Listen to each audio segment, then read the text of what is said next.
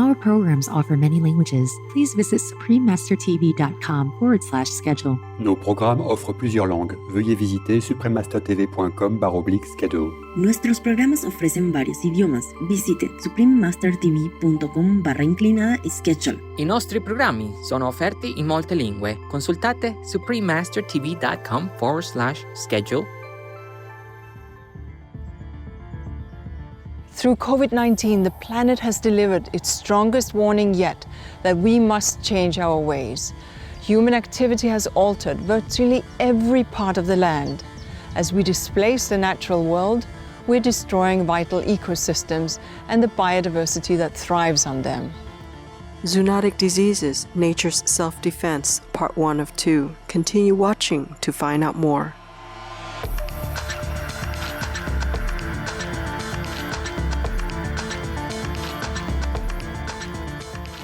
Gamarjoba means hello in Georgian. I'm Andrea. The people of Autonomous Republic of Adjara in Georgia wish you all the best in pursuing your miraculous lives as you consider the welfare of other human beings, animals, and the natural environment.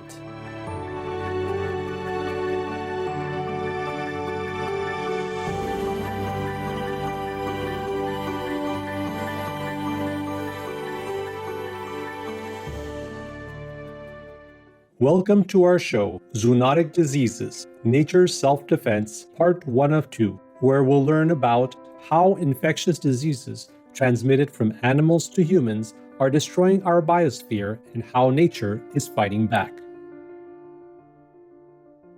For centuries, humans have been abusing Mother Nature and ignoring her pleas to stop. Much of what we take for granted, our health, or even a walk, a breath of fresh air, feels in jeopardy. Through COVID-19, the planet has delivered its strongest warning yet that we must change our ways. Human activity has altered virtually every part of the land. As we displace the natural world, we're destroying vital ecosystems and the biodiversity that thrives on them. We are causing climate change, harming our ability to feed ourselves, opening the door to new illnesses such as COVID-19. It's time to listen to the planet's warnings. This is why we are asking you to act to protect nature. Actions for nature means a lower risk of future pandemics, achieving the Sustainable Development Goal, slowing climate change, healthier lives, better economies, being able to cherish that breath of fresh air or walk in the woods, protecting life itself. In a post-COVID world, we need to build back better. We need to protect the planet to protect ourselves.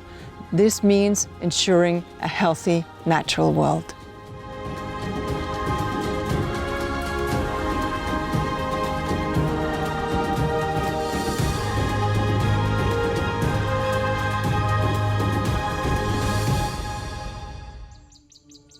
Nature is sending us a clear message. We are harming the natural world to our own detriment. Habitat degradation and biodiversity loss are accelerating. Climate disruption is getting worse. Fires, floods, droughts, and superstorms are more frequent and damaging. Oceans are eating and acidifying, destroying coral ecosystems. And now a new coronavirus is raging, undermining health and livelihoods. To care for humanity, we must care for nature. We need our entire global community to change course. Let's rethink what we buy and use, adopt sustainable habits, farming and business models, safeguard remaining wild spaces and wildlife, and commit to a green and resilient future. As we work to build back better, let us put nature where it belongs, at the heart of our decision-making. We appreciate these important messages from our heroic UN leaders. You may ask why the environment is reacting in this way. Is it intentionally trying to harm us?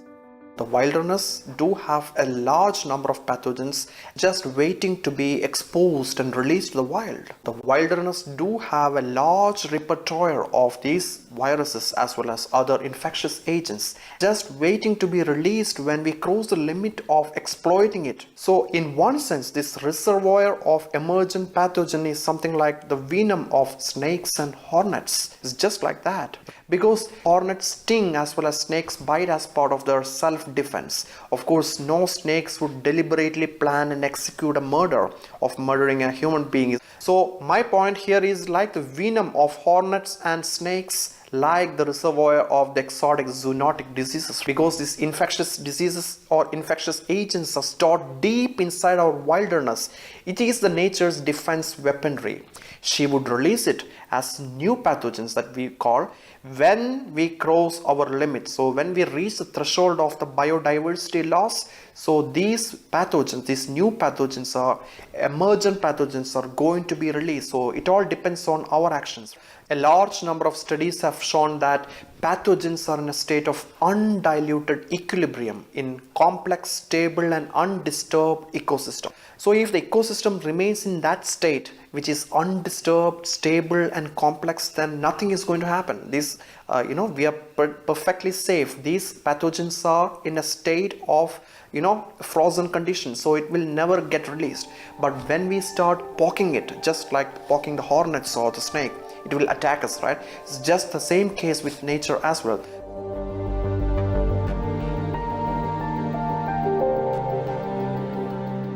Dr. Bast's clear analogy makes it easier to understand the link between environmental damage and animal-related maladies.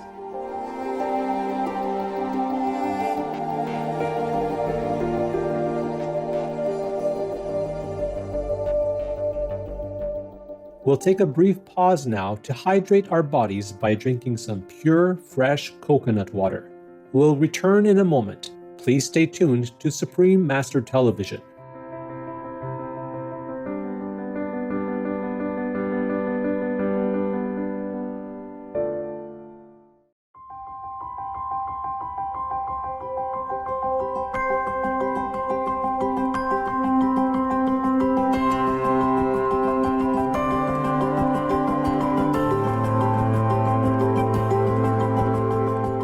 Attentive viewers, welcome back to our show.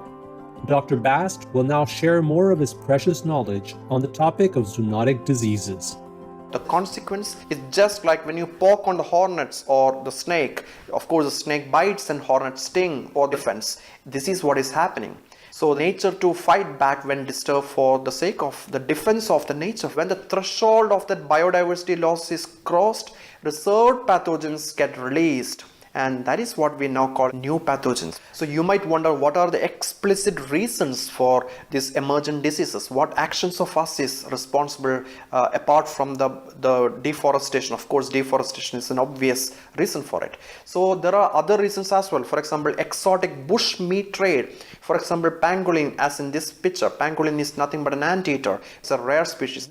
For example, the ivories are being sold, or many of these exotic stuff, the animal related products are available in our black market, and all is actually leading to the destruction in our biodiversity. Another very important reason is alternative medicine, though not many people are talking about it, because alternative medicines are very much interested to trade the endangered species. For example, Kida jadi. Kida jadi is nothing but a symbiotic creature of a caterpillar and fungus. So both are endangered species, but people do sell it. Alternative medicine propagandists do sell that it's very rare, it's mysterious, it's magical, it's a panacea or a cure for all. Do you have cancer? Oh, well, I know this is a very rare plant in the Himalayas. It can solve your problems with zero scientific evidence. This is a big problem.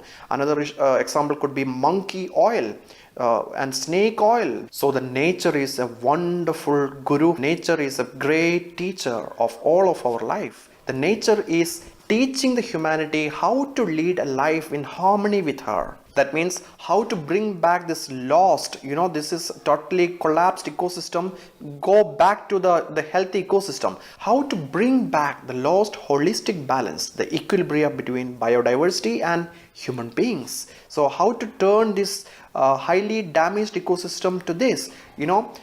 Pre-industrial days, the ecosystem was thriving like this. So to go back, we have only one option: to embrace a lifestyle which is as low carbon footprint as possible, as much environmentally conscious and sustainable as possible. There are a lot of profound wisdom in our own ancient scripts. For example, this is an ancient Sanskrit verse from Purana goes. That means it's better to think of remedy before the problem arises.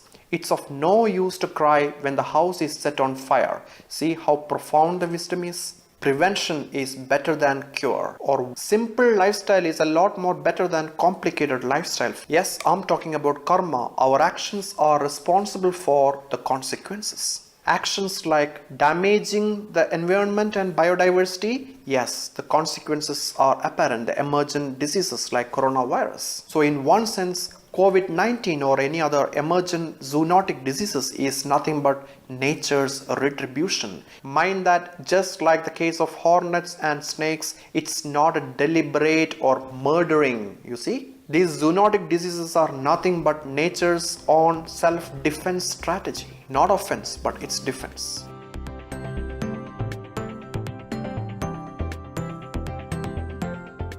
Thank you, Dr. Felix Bast, for your timely insights into one of nature's self-defense mechanisms. It's clear now that following a simple, vegan, and eco-friendly lifestyle is all we need to do to restore Earth's biodiversity and protect our health from pandemic zoonoses such as COVID-19. Also, we would like to take this opportunity to express our deep appreciation to the world leaders, scientists, and medical professionals who sacrifice their valuable time and energy for the sake of all beings on our magnificent planet. Caring viewers, thank you for your company today during Zoonotic Diseases, Nature's Self-Defense, Part 1 of 2. Please join us again on Monday, August 17th for the concluding episode in this series. Coming up next is SOS Mediterranean, Guardian Angel of the Sea, right after noteworthy news. May your life be a dream full of truth, beauty, and virtue, blessed by the grace of heaven. Our programs offer many languages. Please visit suprememastertv.com/schedule and suprememastertv.com/PE.